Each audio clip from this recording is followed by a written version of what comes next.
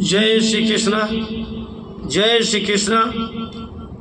तो आप लोग सुनिए श्रीमद् भगवद गीता का छठा अध्याय और छठे अध्याय का महात्मा आप लोगों के साथ शेयर कर रहा हूँ। आप लोग सुनिए और अच्छा लगे तो ज़्यादा से ज़्यादा सब्सक्राइब करें, लाइक करें, कमेंट करें। जय श्री राम, जय श्री कृष्ण। तो श्री भगवान कहते हैं कि सुमुखी, अब मैं छठे अध्याय का महात्म बतलाता हूँ, जिसे सुनने वाले मनुष्यों के लिए मुक्ति करतल गत हो जाती है। गोदावरी नदी के तट पर प्रतिष्ठानपुर पैठण नामक एक विशाल नगर है, जहाँ मैं पिप्पलेश के नाम से विख्यात होकर रहता है। उस नगर में जानसुरती नामक एक राजा रहते थे, जो भूमंडल की प्रजा को अत्यंत प्रिय थे, अत्यंत प्रिय थे। उनका प्रताप मार्तंड मंडल के प्रचंड तेज के समान जान पड़ता था। प्रतिदिन होने वाले उनके यज्ञ के धुएं से नंदन वन के कल्प वृक्ष इस प्रकार काले पड़ गए थे, मानो राजा की असाधारण दानशीलता देखकर वह लज्जित हो गए हों। उनके यज्ञ में प्राप्त ऊड़ोडास के रसास्वादन में सदा आसक्त होने के कारण देवता लोग कभी प्रतिष्ठानपुर को छोड़ कर बाहर नहीं जाते थे। उनके दान के समय छोड़े हुए जल की धारा प्रताप रूपी तेज और यज्ञ के घूमों से पुष्ट होकर मेघ ठीक समय पर वर्षा करते थे। उस राजा के शासन काल में ईतियों खेती में होने वाले 6 प्रकार के उपद्रवों के लिए कहीं थोड़ी भी स्थान नहीं मिलता था और अच्छी नीतियों का सर्वत्र प्रसार होता था। वह बावली कुएं और पोखरे खुदवाने के बहाने मानो प्रतिदिन पृथ्वी के भीतर की निधियों का अवलोकन करते थे। एक समय राजा के दान, तप, यज्ञ और प्रजा पालन से संतुष्ट होकर स्वर्ग के देवता उन्हें वर देने के लिए आए। वह कमलनाल के समान उज्जवल हंसों का रूप धारण कर अपने पांखें हिलाते हुए आकाश मार्ग से चलने लगे। बड़ी उतावली के साथ उड़ते हुए वह सभी हंस परस्पर बातचीत भी करते जाते थे। उनमें से भद्राश्व आदि 2-3 हंस वेग से उड़कर आगे निकल गए।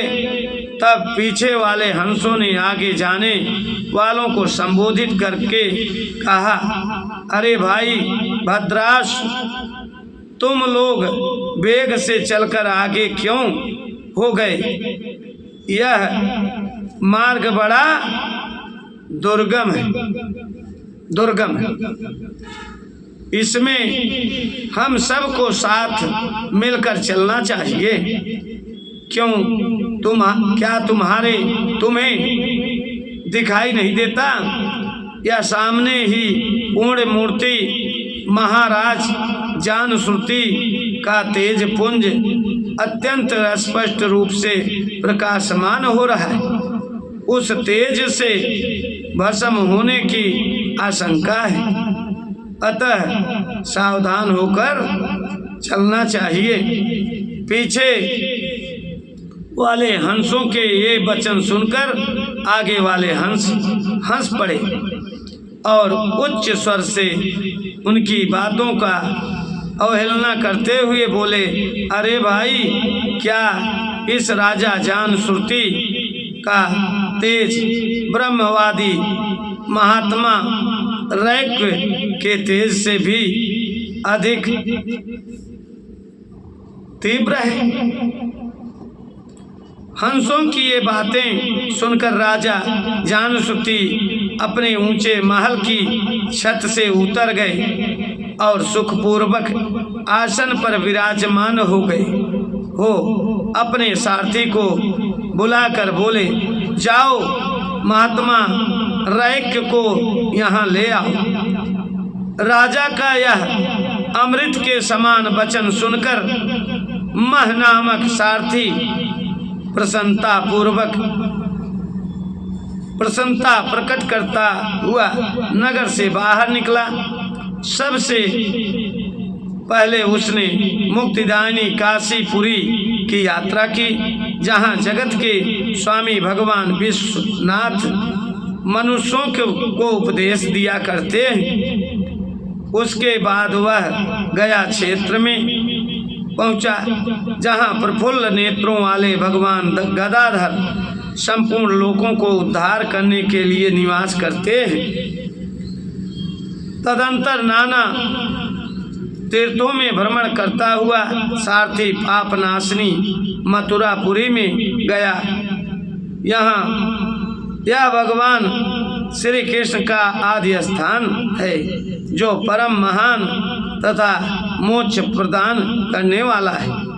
वेद और शास्त्रों में वह तीर्थ त्रिभुवनपति भगवान गोविंद के अवतार स्थान के नाम से प्रसिद्ध है। नाना देवता और ब्रह्मर्ष उसका सेवन करते हैं। मथुरा नगर कालिंदी यमुना के किनारे शोभा पाता है। उसकी आकृति अर्धचंद्र के समान प्रतीत होती है।